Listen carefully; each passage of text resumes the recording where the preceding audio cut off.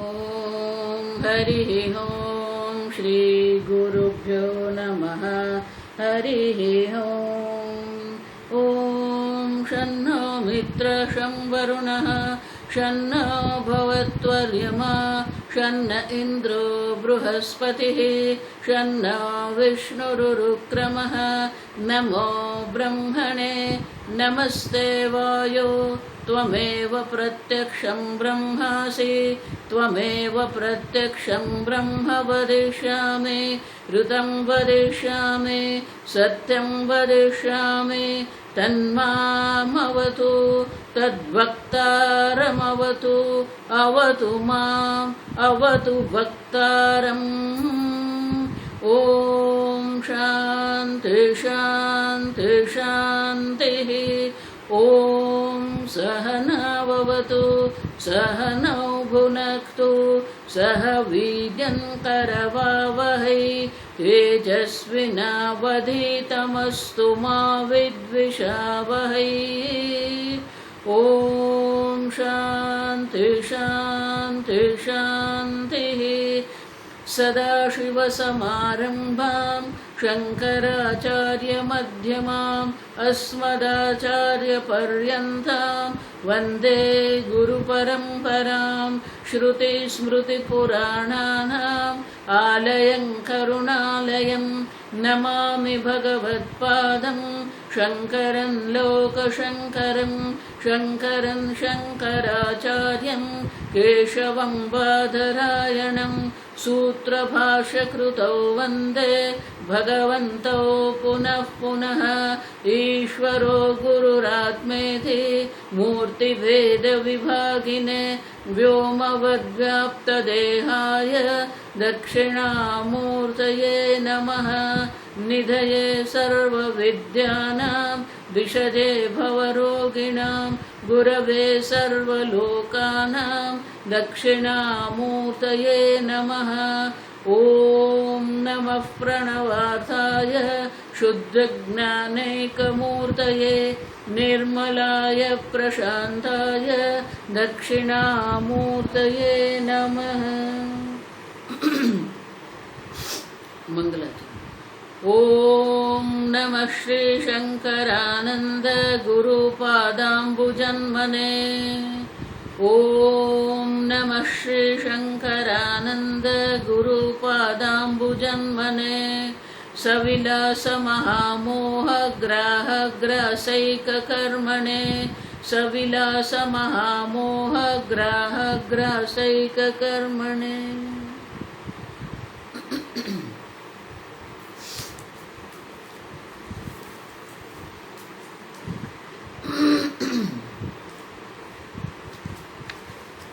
श्लोक नंबर 86। तस्मादात्मा महानेव नैवाणुर्नापि मध्यमः आकाशवत् सर्वगतः निरंशश्रुतिसम्मतः।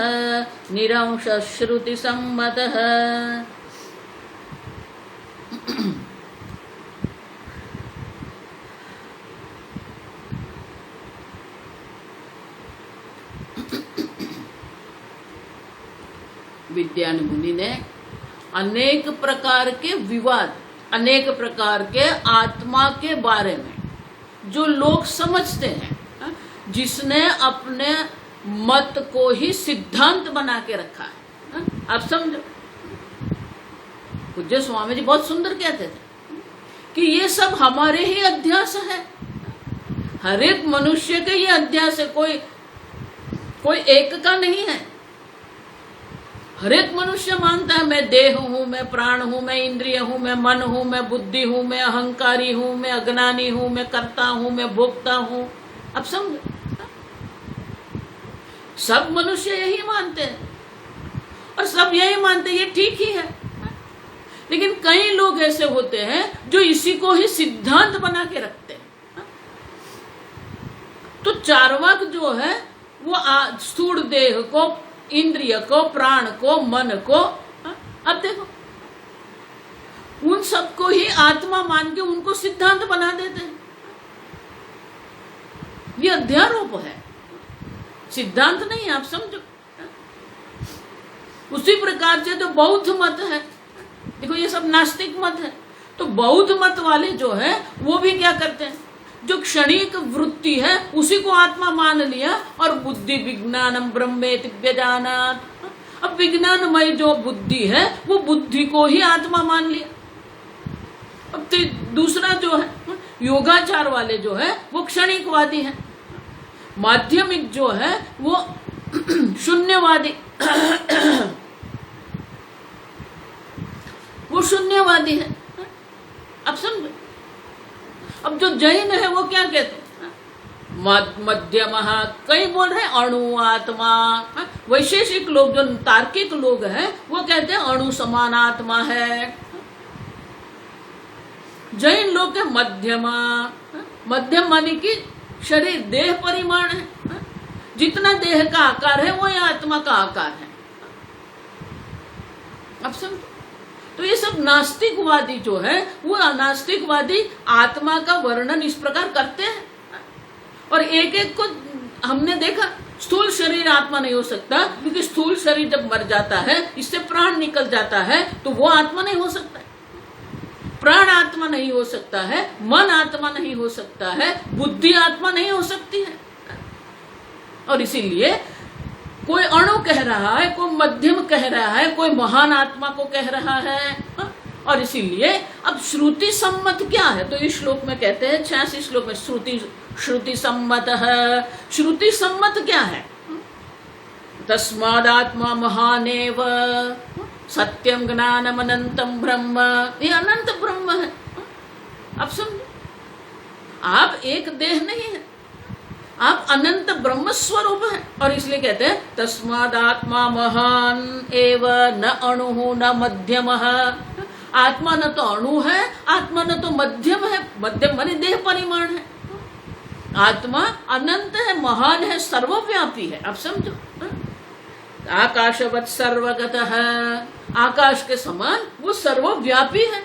निरंशः, जो सर्वव्यापी होता है उनका कोई अंश नहीं होता है, उनका कोई अवयव नहीं होता है, उनका कोई गुण नहीं होता है, कोई आकार नहीं होता है। निर्गुण, निराकार, निरंश, निरवयव आत्मा है, क्योंकि वो सर्वव्यापी है। अब समझो, और इसीलिए कहते हैं कि श्रुति सम्मत तो यही है कि सर्वव्यापी आत्मा है। देखो मैं बार बार आपको कहती हूँ, ऐसा मत मानना कि ये कुछ नया है। गीता में भगवान यही कह रहे हैं, लेकिन हमें गीता में कर्म देखने की आवश्यकता है, हमें गीता में भक्ति देखने की आवश्यकता है, हमें गीता में क्रोध कैसे निवृत्त करना, वो सब देख रहे हैं। लेकिन गीता क्या कहती है, अविनाशी तु तद्विद्धि येन सर्वमिदं ततं। अविनाशी है, काल में अनंत है, वो काल से मर्यादित नहीं है आत्मा, और देश से भी मर्यादित नहीं है। येन सर्वमिदं ततं, जिसके द्वारा माने कि जो संपूर्ण जगत में व्याप्त है। मात्र आत्मा नित्य नहीं है, सर्वव्यापी आत्मा। और इसीलिए कहते हैं कि श्रुति तो यही कहती है कि आत्मा तो महान है, सर्वव्यापी। आप समझो, आप अनंत ब्रह्म स्वरूप है, ये आपका स्वरूप है। लेकिन आपने एक देश में, एक काल में, एक देह में, एक वृत्ति में अहम बुद्धि करके रखी है, तादात्म अध्यास है। अब देखो, ये तादात्म अध्यास करके हम बैठे हैं। और इसीलिए कहते हैं कि ये एक एक की निवृत्ति हमें करनी पड़ेगी। ना हम देह,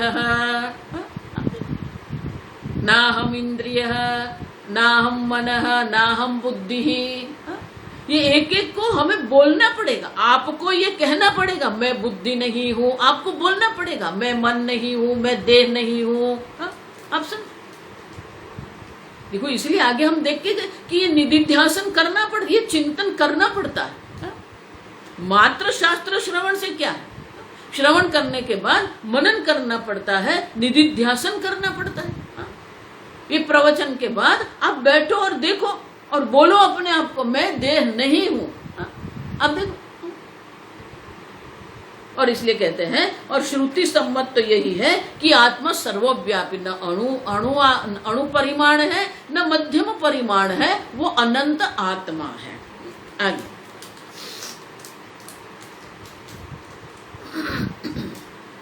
अब देखो, जो नास्तिक है वो तो बता दिया, जो हमारा तादात्म्य अध्यास है, जो नास्तिक विवाद है, नास्तिकवादी जो है वो सब हमारा अध्यास है। लेकिन जो आस्तिक जो दर्शन है उसी में भी समस्या है। ऐसा मत मानना कि ये वेद में मानने वाले हैं और इसीलिए वो भी आत्मा को ऐसा ही मानेंगे, नहीं, आप समझो।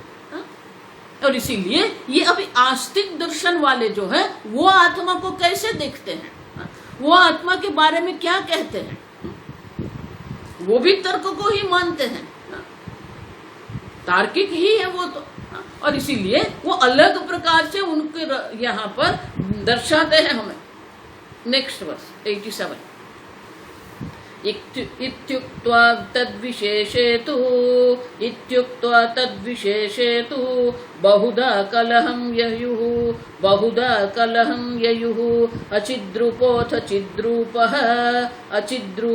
चिद्रूपः चिदचिद्रूप इत्येव चिदचिद्रूप इत्येव। जो आस्तिक है उसमें भी बहुधा ययुः, अब देखो, उसमें भी अनेक प्रकार के वाद विवाद है, अनेक प्रकार के विवाद देखने को मिलते हैं। जो श्रुति को मानते हैं उसमें भी अनेक विवाद है। बहुधा कलहम, कलह माने विवाद है, सब अपने को पकड़ के बैठे हैं, सबने अपना एक अभिप्राय बना के रखा है और वो अभिप्राय को ही वो सत्य मान के चल रहे हैं। और इसलिए कहते हैं इति उक्त्वा, इस प्रकार से कहने से विशेषेतु बहुधा कलहम। इति उक्त्वा माने कि आत्मा सर्वव्यापी है, ये कहने के बाद भी आप समझो ठीक से, बहुधा कलह, बहुत प्रकार के विवाद देखने को मिलते हैं। अचिद्रूप अथ चिद्रूप, कोई कहता है आत्मा जड़ है। अब विशेष एक नैयायिक है, वो आत्मा को एक पदार्थ मानते हैं और पदार्थ है मानी वो जड़ है। और कोई कहता है नहीं चिद्रूप है, कोई कहता है आत्मा चेतन रूप है, और दूसरा है वो कहता है जड़ चिद रूप है। जड़ चेतन दोनों है, जड़ भी आत्मा है, चेतन भी आत्मा है। अब देखो, तो ये भी है, कोई कह रहा है आत्मा अचिद रूप जड़ पदार्थ है, कोई कह रहा है आत्मा चिद रूप है, कोई कह रहा है जड़ चेतन दोनों आत्मा है। तो कहे कि ये कहां से आए, कौन आत्मा को जड़ कहता है? ठीक से समझो, ये आस्तिक दर्शन वाले जो है उसमें जो है 6 दर्शन है। जिस प्रकार से नास्तिक 6 दर्शन है उसी प्रकार से आस्तिक भी 6 दर्शन है। अब वो आस्तिक दर्शन में दर्शाते हैं, जो तार्किक लोग जो है, जो तार्किक है, जो वैशेषिक और नैयायिक दर्शन वाले हैं, वो लोग आत्मा को एक पदार्थ मानते हैं। इसलिए आगे कहते हैं, श्लोक पढ़ते हैं, प्रभाकारास्तार्किकाश्च प्राहुरस्त्याचिदात्मता आकाशवद्द्रव्यमात्मा शब्दवत्तद्गुणश्चितिः। अब देखो,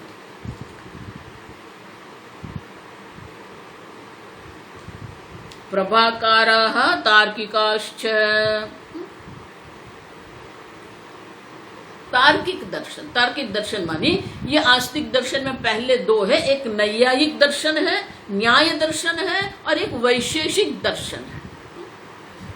तो कहते हैं कि ये तार्किक लोग जो है और प्रभाकाराः, पूर्व मीमांसा हम जिसको कहते हैं, मानी वेद का जो कर्म कांड विभाग है वो पूर्व मीमांसा है। और पूर्व मीमांसा के ऊपर जो वार्तिककार कुमारी भट्ट ने जो है कुमारी भट्ट ने उनके ऊपर भाष्य लिखा है और उनके शिष्य हो गए प्रभाकर। और वो जो प्रभाकर है वो पूर्व मीमांसा का एक देशी माना गया है और प्रभाकर ने जो सिद्धांत बनाया उसको प्राभाकार है। अब देखो, तो वो आत्मा को क्या मानते हैं? तार्किका प्राहुहु अचिदात्मा अचिदात्मताम। वो मानते हैं आत्मा अचिद मानी जड़ है। क्यों? आकाशवद द्रव्यमात्मा। देखो, इसके अंदर मैं नहीं जा रही। आपको अगर जानना है तो नैयायिक दर्शन ऐसे आप गूगल में सर्च करेंगे, आपको मिल जाएगा। वैशेषिक दर्शन आपको मिल जाएगा। अब समझो, वो लोग आत्मा को जैसे आकाश है, पंच महाभूत जैसे द्रव्य है, उसी प्रकार से आत्मा भी एक द्रव्य है, मन भी एक द्रव्य है। अब समझो और इसलिए कहते हैं आकाश के समान, आकाशवद द्रव्यमात्मा। ये आत्मा भी आकाश समान, पंच महाभूत समान एक द्रव्य है। और जिस प्रकार से शब्द आकाश का गुण है, गुण शब्दवत, जिस प्रकार से आकाश का गुण शब्द है, उसी प्रकार ये आत्मा नाम का जो द्रव्य है उनका गुण चित्त है। अब देखो, बहुत ठीक से समझो, वो चैतन्य स्वरूप नहीं मानते हैं। जैसे आकाश का गुण शब्द है, उसी प्रकार से आत्मा का गुण चित्त है, चैतन्य है। अब देखो, वो गुण कैसे आया? वो तो द्रव्य है, जड़ हो गया। आत्मा अगर द्रव्य है और अगर आत्मा द्रव्य है तो भी जड़ हो जाएगा। लेकिन वो जड़ है, लेकिन वो चैतन्य दिखता है। उनके मन में चैतन्य स्वरूप नहीं है आत्मा। आत्मा एक द्रव्य है और उनका गुण चित्त है। अब वो गुण कैसे आया? अब अगर वो जड़ है तो वो चेतन कैसे हो सकता है? अब समझो। तो बोले कि आत्मा में चैतन्य मात्र गुण नहीं है, बहुत सारे गुण हैं आत्मा में। तो कौन से गुण है? तो आगे के श्लोक में दर्शाते हैं।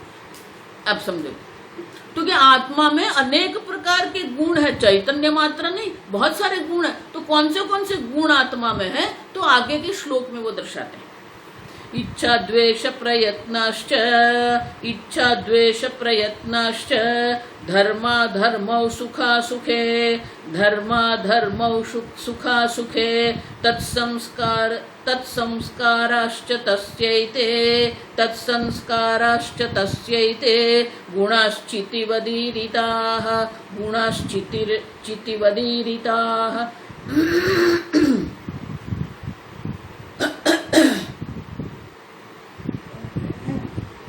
इच्छा द्वेष प्रयत्नाः। देखो, ये सब आत्मा के गुण मानते हैं। इच्छा आत्मा का गुण है, द्वेष आत्मा का गुण है, प्रयत्न मानी कर्म आत्मा का गुण है, धर्म अधर्म पाप और पुण्य आत्मा का गुण है, सुख असुख, सुख और दुख भी आत्मा का गुण है।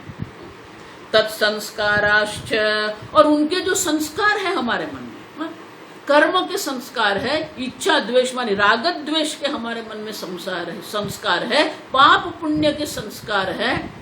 ये सब संस्कार हमारे मन में है, लेकिन वो मानते वो आत्मा में है। देखो, वो मानते हैं ये सर्व प्रकार के संस्कार आत्मा में ही है। तस्य एते गुणाः चितिवत, जिस प्रकार से चिति आत्मा का गुण है, उसी प्रकार से राग द्वेष धर्म अधर्म मानी पाप पुण्य, सुख दुख प्रयत्न मानी कर्म, और उनके जो संस्कार है ये सब आत्मा के ही गुण हैं।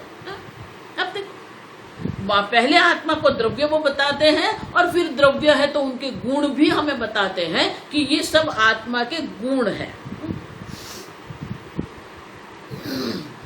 तो बोले कि ये सब गुण आत्मा में आए कहां से? अगर वो चीति है उनका गुण, तो ये राग द्वेष पाप पुण्य प्रयत्न, ये गुण आत्मा में कैसे आए? तो उनका अपना तर्क है। तो आगे के श्लोक में दर्शाते हैं कि आत्मा में ये सब गुण कहां से आए। देखो, मुझे कुछ ज्यादा आपको समझाने की आवश्यकता नहीं है, क्योंकि विद्यायन मुनि स्वयं ही समझाते हैं आगे के श्लोक में कि ये गुण आत्मा में कैसे आए, वो स्वयं दर्शाते हैं। आत्मनो मनसा योगे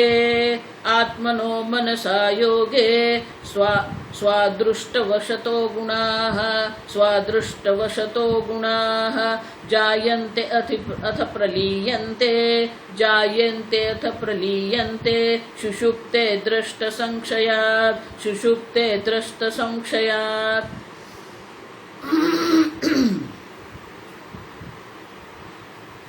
आत्मनः मनसः योग, आत्मा का मन के साथ योग होता है, मनसा योग।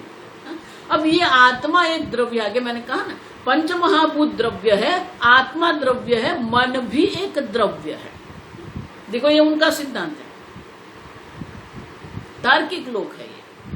तो बोलते हैं आत्मा जो चित्ती गुण वाला है और ये जो मन है, ये दोनों का जब संयोग हो जाता है, योग होता है, स्व अदृष्टवशतः गुणाः,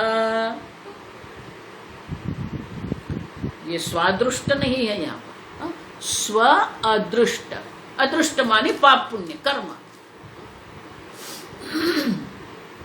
तो ये जो पाप पुण्य है, अपने अपने जो पाप पुण्य है, पाप पुण्य के वश रूप ही ये गुण आत्मा में उत्पन्न होते हैं, माने आत्मा करता है उनके लिए।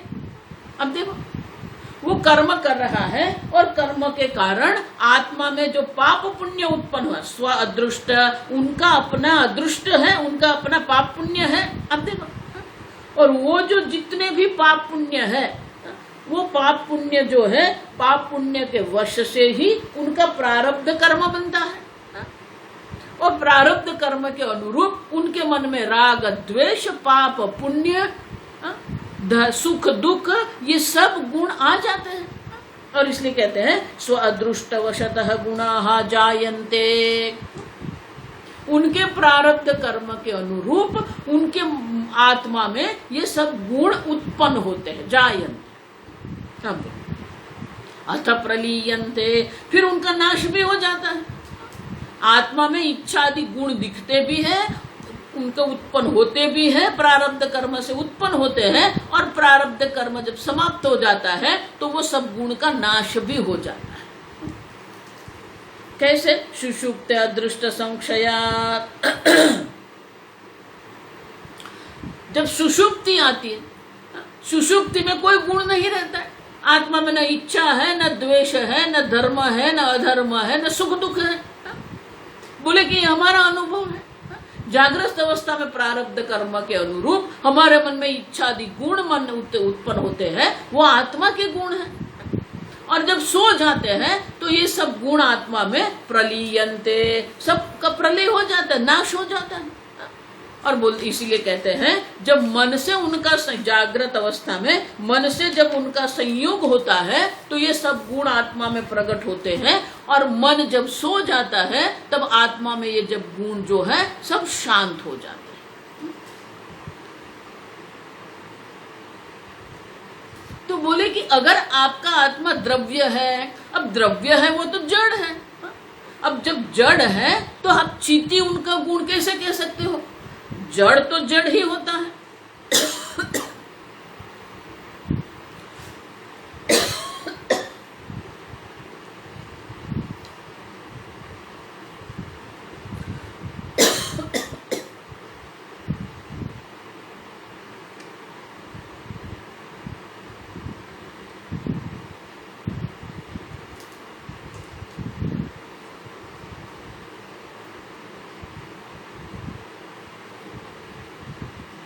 आत्मा जो है, आप कहें कि द्रव्य है, जड़ है, तो उसके अंदर ये चेतनता जो आपको दिख रही है, चित्ती गुण जो दिख रहा है, वो कहां से आया?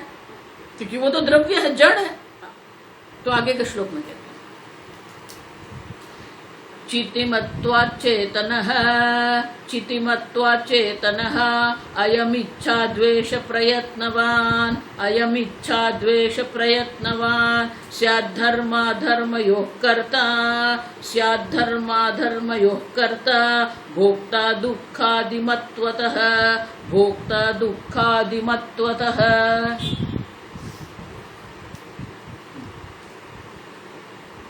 चितिमत्वात्, वो चितिमत कैसे हो गया? चिति वाला मानी चैतन्य वाला कैसे हो गया? मन संयोगात, मन से उनका संयोग हो गया तो उसमें चेतनता प्रकट हो गई।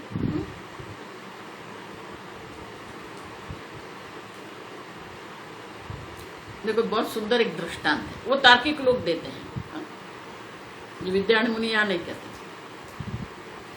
तो ये प्रश्न उठाते हैं कि भाई आत्मा अगर द्रव्य है और आत्मा द्रव्य है तो वो जड़ होगा, तो जड़ में आप चेतनता कैसे ला सकते हो?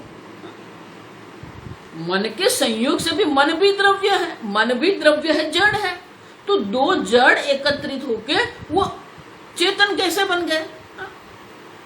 अब सब दो जड़ एकत्रित होके चेतन नहीं हो सकते। तो वो बोलते हैं कि देखो आप पान खाते हो, तो पान जो है उनका रंग क्या है? वो हरे रंग का है। अब जो पान है उनके ऊपर हम चूना लगाते हैं, वो श्वेत रंग का है। अब पान हरे रंग का है, देखो ये उनका दृष्टांत बहुत सुंदर है कि पान हरे रंग का है, चूना जो है वो सफेद रंग का है, श्वेत है। लेकिन दोनों जब मिल जाते हैं तो आप जब खाते हो पान तो वो लाल रंग का हो गया कि नहीं? तो न तो पान में लाल रंग है, न चूना में लाल रंग है, लेकिन वो लाल रंग बन गया कि नहीं? बस उसी प्रकार आत्मा भले द्रव्य है, मन भी द्रव्य है, लेकिन दोनों जब मिल जाते हैं तो वो चेतन बन जाता है। जैसे ये हरा और सफेद दोनों मिलकर लाल रंग बन जाता है, उसी प्रकार से ये आत्मा और मन का जब संयोग हो जाता है तब ये चेतन बन जाता है। ये उनका तर्क है। और इसलिए कहते हैं जब मन के संयोग से आत्मा जब चैतन्य वाला बन जाता है, चितिमत्वात् चेतनः, वो चिति वाला हो जाने से वो चेतन दिखता है। और जब वो चेतन होता है तब उसी में इच्छा द्वेष और प्रयत्न भी हम देख सकते हैं। उतना ही नहीं, स्यात् धर्म धर्मयोः कर्ता, धर्म और अधर्म का वो कर्ता भी बन जाता है। उतना ही नहीं, दुःखादिमत्वतः भोक्ता, सुख दुख का भोक्ता भी बनता है।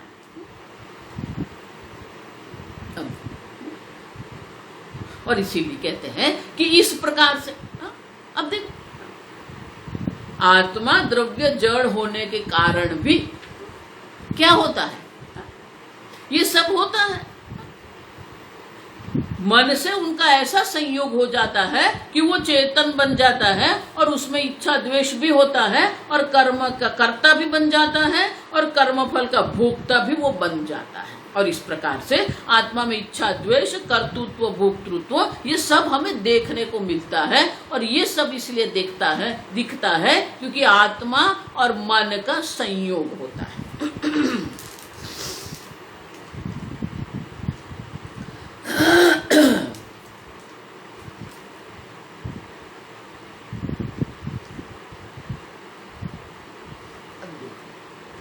दूसरा, वो कहते हैं आत्मा सर्वव्यापी नहीं है। आप भले आत्मा को महान कहते हो, लेकिन आत्मा महान नहीं है।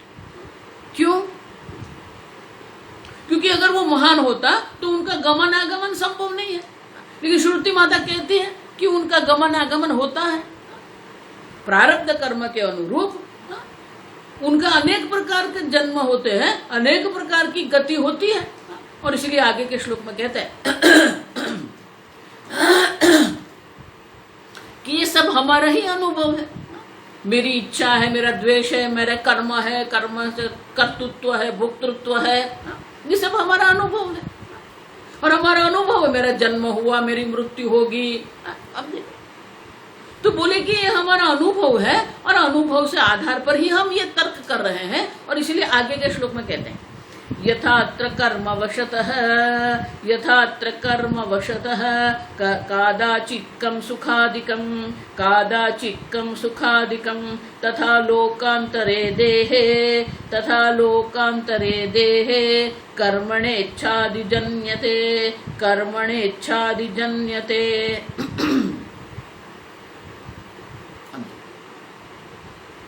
यथा अत्र कर्मवशतः, जिस प्रकार से इस जीवन में हम देखते हैं, क्या देखते हैं?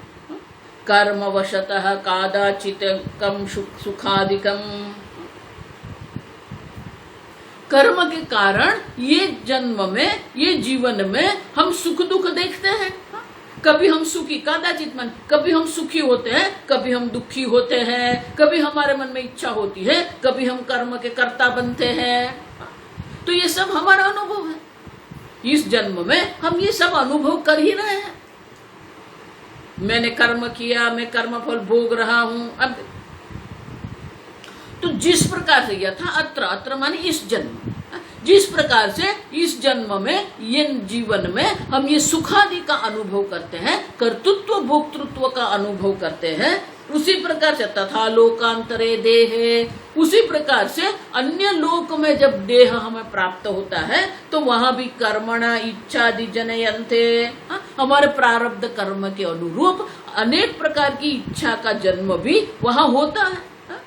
अब तो ये जन्म में हम अनुभव कर रहे हैं, इच्छादि जो है उन सबका अनुभव ये जन्म में हम कर रहे हैं। और जब हमें लोकांतर की प्राप्ति होती है और लोकांतर में जो हमें अन्य देह की प्राप्ति होती है तो अन्य देह में भी ये इच्छादि उत्पन्न होते ही है।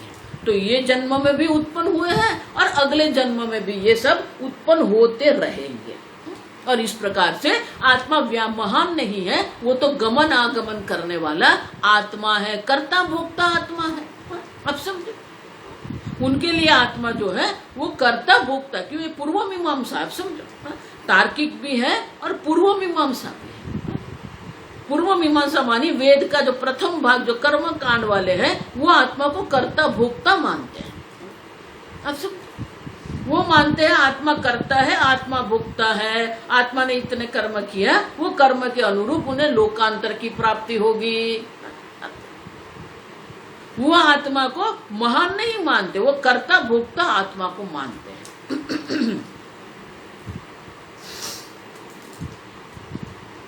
आगे एवंच सर्वगस्यापि संभवेतां गमागमौ कर्मकांडस्तमग्रोत्र प्रमाणमिति ते वदन्।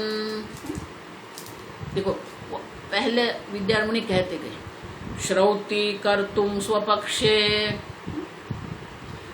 वो अपने तर्क से, अपने मतांतर से एक सिद्धांत बनाते हैं और वो सिद्धांत को सिद्ध करने के लिए वो श्रुति का आश्रय लेते हैं। श्रौति कर्तुम स्वपक्षे, वो श्रुति माता को अपने पक्ष में करते हैं। तो ये लोग भी क्या करते हैं? वही करते हैं। तो वो क्या करते हैं? एवं च सर्वगस्य अपि, ये आत्मा सर्वव्यापी होने पर भी संभवेताम गमागमौ, उनका लोक परलोक में गमन और आगमन संभव है। क्यों? क्योंकि कर्मकांड में ही तो बताया है ये सब। कर्मकांड समग्र अत्र प्रमाणमिति ते वदन्। ये लोग जो कहते हैं कि देखो आपका संपूर्ण कर्मकांड जो है वो इसके लिए प्रमाण है। कर्मकांड में ही अनेक प्रकार के कर्म दर्शाए हैं, धर्म है, अधर्म है, अनेक प्रकार के लोग है, अनेक प्रकार के लोक में गमन आगमन की वहां चर्चा है, अनेक प्रकार के कर्म दर्शाए हैं।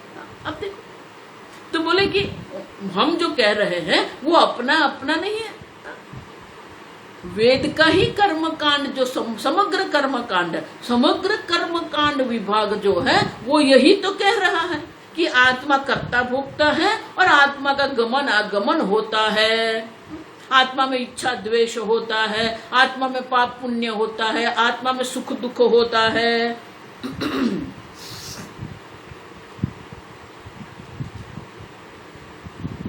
और इसलिए कहते हैं कि इस प्रकार से कर्म कांड विभाग जो है उसी को वो प्रमाण मान के ये तार्किक लोग जो है और ये जो प्राभाकर जो है वो पूर्व मीमांसा वाले जो है वो आत्मा को कर्ता और भोक्ता मानते हैं। आगे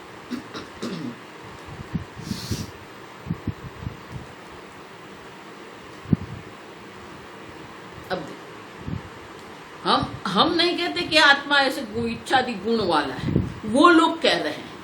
तो अगर हम उनका विरोध करेंगे नहीं आत्मा तो निर्गुण निराकार है क्योंकि वो सर्वव्यापी है, तो उनका समाधान भी उनके पास है, उनका तर्क भी उनके पास है, वो हमें तर्क दे रहे हैं। आगे देखो, आनंदमय कोशो यः सुषुप्तौ परिशिष्यते अस्पष्टचित्स आत्मैषां पूर्वकोशोऽस्य ते गुणाः।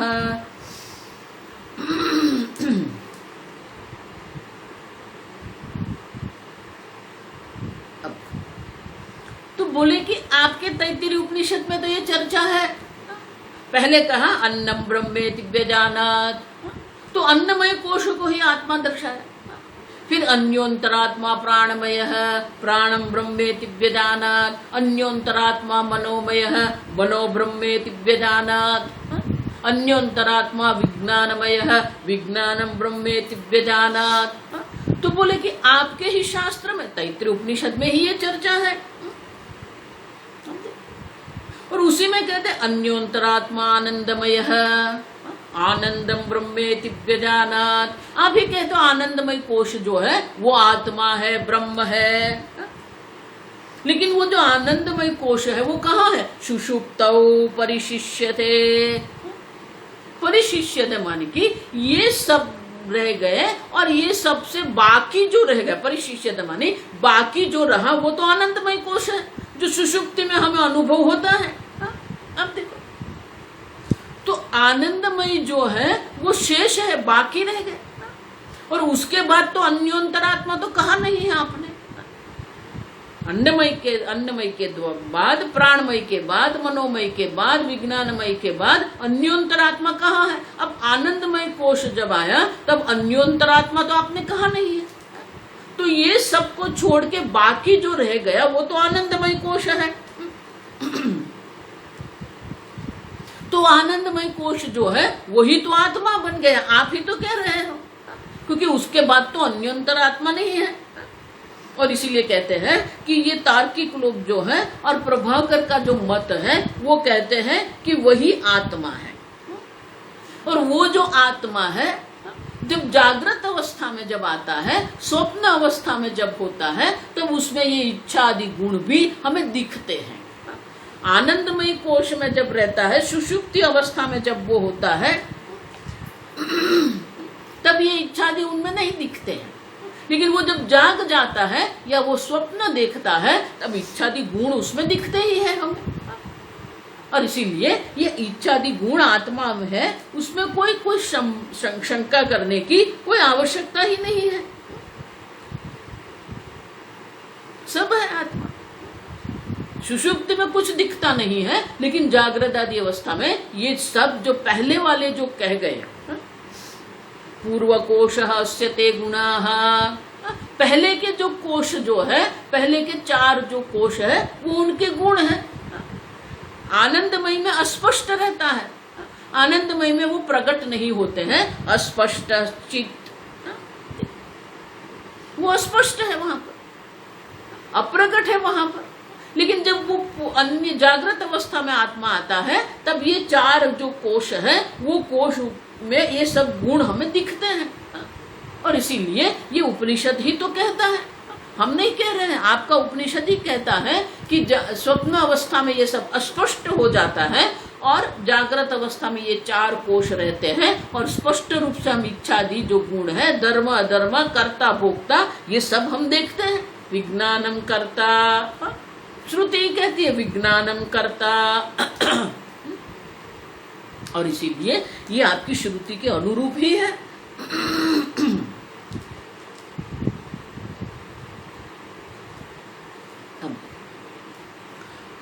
प्रकार से तार्किक लोग जो है वो कर्म कांड को पकड़ के बैठे हैं और बोलते हैं कि देखो आत्मा को कर्ता भोक्ता कर्म कांड में ही दर्शाया है, आत्मा का गमन आगमन भी है, आत्मा के अनेक जन्म भी होते हैं और नाश भी होता है, और इसीलिए ये आत्मा कर्ता भोक्ता है, आत्मा में इच्छादि गुण भी है, क्योंकि आपका वेद ही दर्शाता है।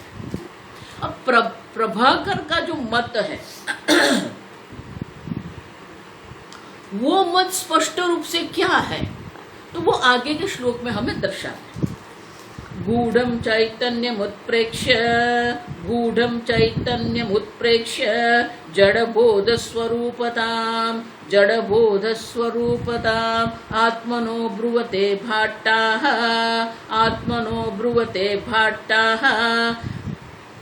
चिदुत्प्रेक्षोत्थित स्मृतेः।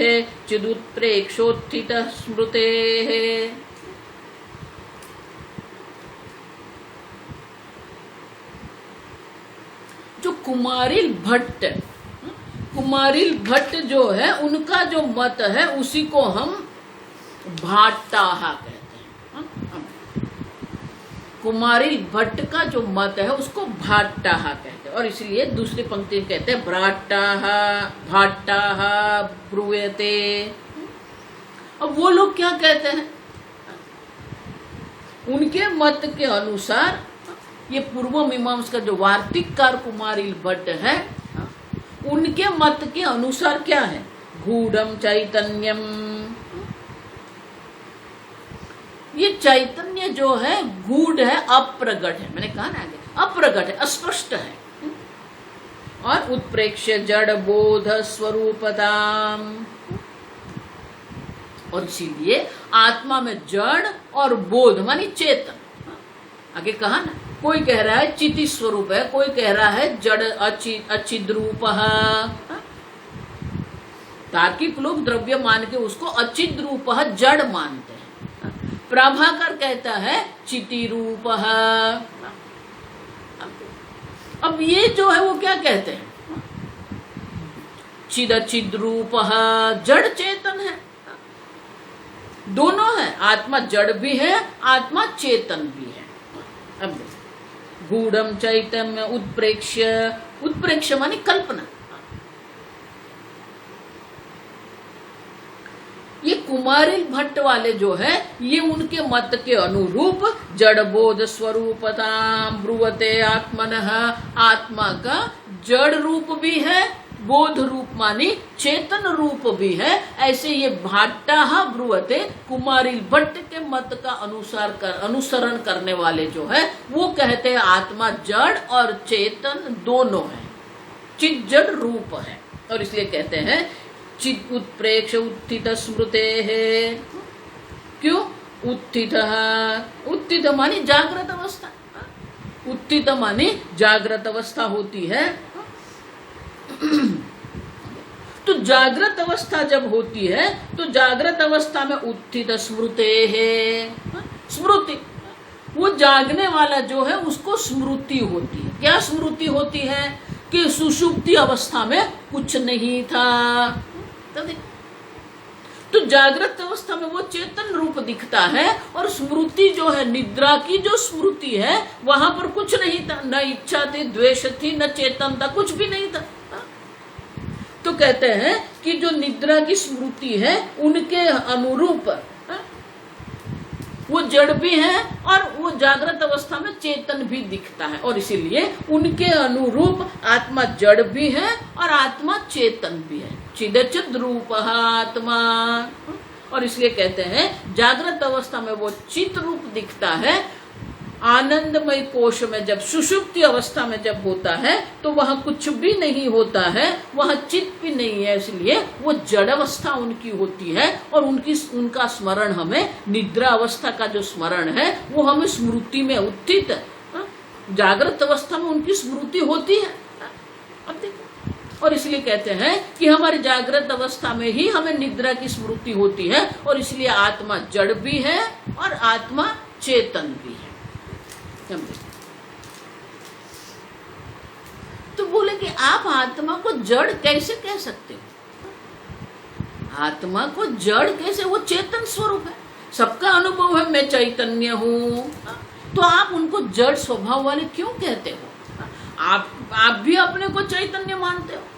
तो इसीलिए वो तर्क देते हैं। आगे के श्लोक, जड़ो भूत्वा तदा स्वाप्सम, जड़ो भूत्वा तदा स्वाप्सम इति जाड्य स्मृतिस्तदा, इति जाड्य स्मृतिस्तदा विना जाड्यानुभूतिन्न, विना जाड्यानुभूतिन्न कथंचित् उपपद्यते, कथंचित् उपपद्यते।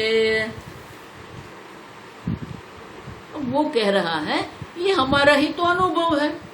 क्यों? सुषुप्तौ, सुषुप्ति में क्या होता है? जड़ो भूत्वा तद अस्वाप्समिति, अस्वाप्सम, अस्वाप्सम माने सो गया था,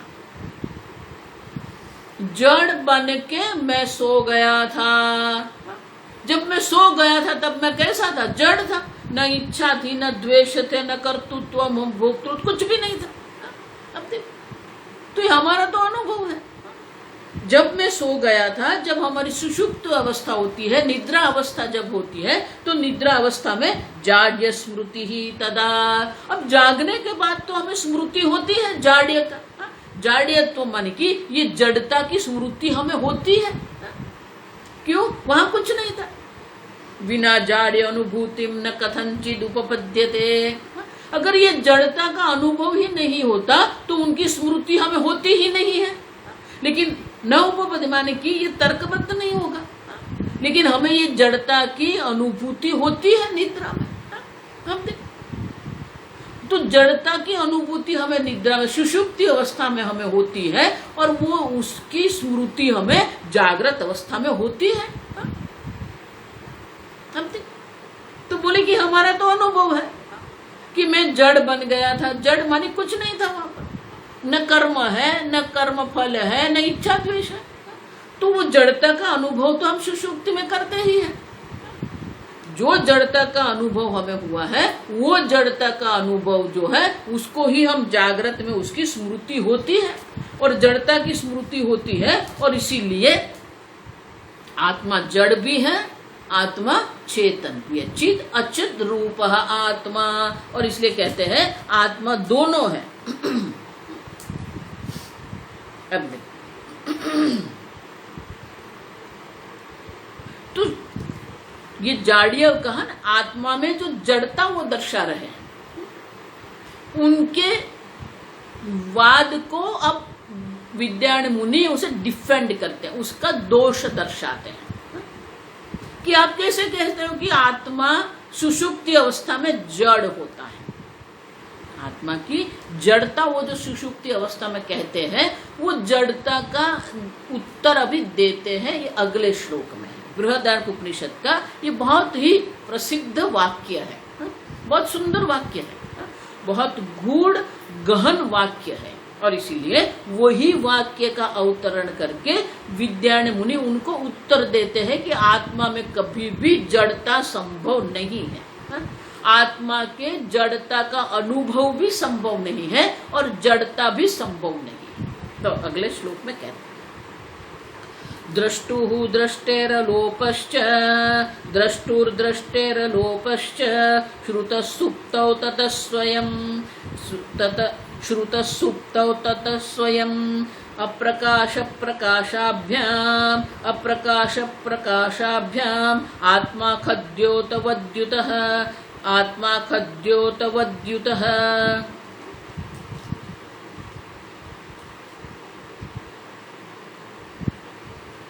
तो बोलो कि आप ऐसा कैसे कह सकते हो? क्यों? नहीं द्रष्टुः दृष्टेः विपरिलोपः स्यात्, ये वाक्य है, श्रुति का वाक्य है। नहीं द्रष्टुः दृष्टेः विपरिलोपः विद्यते अविनाशित्वात्। देखो बहुत सुंदर है, आप सबके दृष्टा है, आप सबके दृष्टा है, और वो दृष्टा की जो दृष्टि है उनका विपरिलोप, उनका कभी भी नाश नहीं होता है। वो दृष्टि हमेशा रहती है, जागृत अवस्था में भी वो दृष्टि है, और सुषुप्ति अवस्था में भी वो दृष्टि है। वो दृष्टि है और इसीलिए तो अनुभव है। जागृत अवस्था में जो अनुभव है उसी प्रकार से सुषुप्ति अवस्था में भी हमें अनुभव है। और सुषुप्ति अवस्था में दो प्रकार के अनुभव हमें होते हैं। अब देखो सुषुप्ति अवस्था जो है उनकी व्याख्या क्या है? अहम किमपि न जानामि मया सुखेन निद्रा अनुभूयते। अब देखो मैं कुछ भी नहीं जानता था, लेकिन वो तो आप जानते हो ना। अब देखो मैं नहीं जानता था, वो जानते हो आप, ये दृष्टि है आपके पास। उतना ही नहीं, सुखेन मया निद्रा अनुभूयते, आपकी निद्रा किस प्रकार की, निद्रा की गुणवत्ता कैसी थी? सुखेन निद्रा अनुभूयते। अब देखो बहुत आराम से सो गया था, तो ये निद्रा की जो गुणवत्ता है वो भी तो आप जानते हो, किस प्रकार की निद्रा आपको आई। और निद्रा में कुछ भी नहीं था, वो कुछ भी नहीं था, वो देखने वाले आप तो थे कि नहीं, आपकी दृष्टि थी वहां पर। और इसलिए कहते हैं सुषुप्ति में जड़ता नहीं है, क्योंकि ये दृष्टि है, ये चैतन्य स्वरूप आत्मा वहां पर है जिसकी ये दृष्टि है। और ये दृष्टि का कभी भी नाश नहीं होता है। दृष्टुहु दृष्टे है न विपरिलोपः स्यात्। आप देखो आप हमेशा दृष्टा है। जागृत अवस्था में भी आप असंग दृष्टा है, सुषुप्ति अवस्था में भी आप असंग दृष्टा है। आप समझो। और इसलिए कहते हैं दृष्टुहु दृष्टे है अलोपहश्च, दृष्टा की दृष्टि का अलोप, कभी भी लोप, कभी भी नाश नहीं होता है। श्रुतः सुप्तौ, अब वो श्रुति में हम देखते हैं, श्रुति ही स्वयं कहती है कि सुषुप्ति में हम ये देखते हैं तस्तत्वयम्, तो वही आत्मा तो है। अयम आत्मा माने कि वो आत्मा है जिसकी दृष्टि का कभी भी लोप नहीं होता है। अप्रकाश प्रकाशाभ्याम आत्मा, आत्मा तो वो है। देखो इसलिए मैं कहती हूँ प्रकाश को भी आप प्रकाशित करते हो, अंधकार को भी आप प्रकाशित करते हो। आप वो चैतन्य स्वरूप आत्मा है जो प्रकाश को भी प्रकाशित करता है और अप्रकाश माने कि अंधकार को भी आप प्रकाशित करते हैं। दोनों को प्रकाशित करने वाले आप हैं। किस प्रकार से? खद्योत वद्युतः, खद्योत जुगनू, थैंक यू मैं ढूंढ रही थी कि ये क्या कहते हैं। जुगनू कहते हैं हिंदी। रात के अंधेरे में क्या होता है? जो जुगनू होते हैं, छोटे छोटे कीड़े होते हैं। वो कीड़े में ऐसी एक भगवान ने व्यवस्था करके रखी है जिसके कारण वहां प्रकाश होता है। अब तो बोलते हैं खद्योतवत, जैसे ये जो जुगनू है, तो जुगनू में प्रकाश भी है और अंधकार भी है, दोनों है। जब प्रकाश होता है तो वो प्रकाशवान होता है, प्रकाश नहीं रहेगा तो अंधकार हो जाएगा। उसी प्रकार से आत्मा तो वो है जो अंधकार को भी प्रकाशित करता है और प्रकाश को भी प्रकाशित करता है, दोनों से युक्त है, दोनों को प्रकाशित करने वाला आत्मा है। जागृत अवस्था को भी वो प्रकाशित करता है। सुषुप्ति अवस्था में जब सब अप्रगट अवस्था में आ जाता है, सब अस्पष्ट हो जाता है, अव्यक्त अवस्था जब आती है तब भी उनको भी प्रकाशित करता है। और इसीलिए आत्मा की जो दृष्टि है, आत्मा की जो चेतनता है, उनका लोप कभी भी नहीं होता है। दृष्टा की दृष्टि मानी यह चैतन्य स्वरूप आत्मा है, उनका लोप कभी भी नहीं होता। इसलिए मैं हमेशा आपको कहती हूँ आप वो चैतन्य स्वरूप आत्मा है जो कभी भी अभाव का अनुभव होता ही नहीं है। आपको मैं नहीं हूं ये किसी को भी अनुभव नहीं हो सकता है, और मैं जड़ हूं ये भी किसी को भी अनुभव नहीं होगा।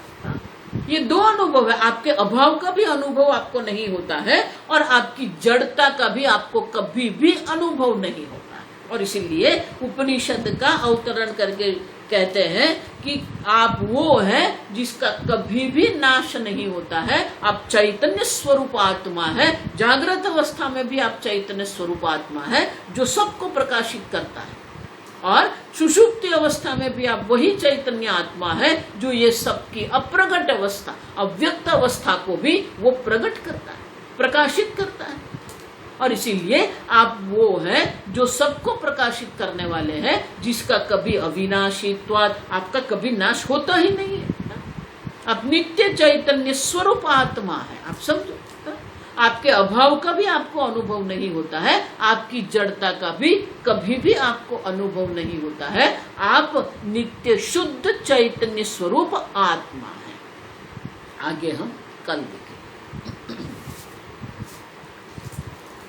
ओम स्वस्ति प्रजाभ्यः परिपालयन्तां न्यायेन मार्गेण महिं महिषाः गोब्राह्मणेभ्यः शुभमस्तु नित्यं लोकाः समस्ताः सुखिनो भवन्तु काले वर्षतु पर्जन्यः पृथिवी सस्यशालिनी देशोऽयं क्षोभरहितः ब्राह्मणाः सन्तु निर्भयाः।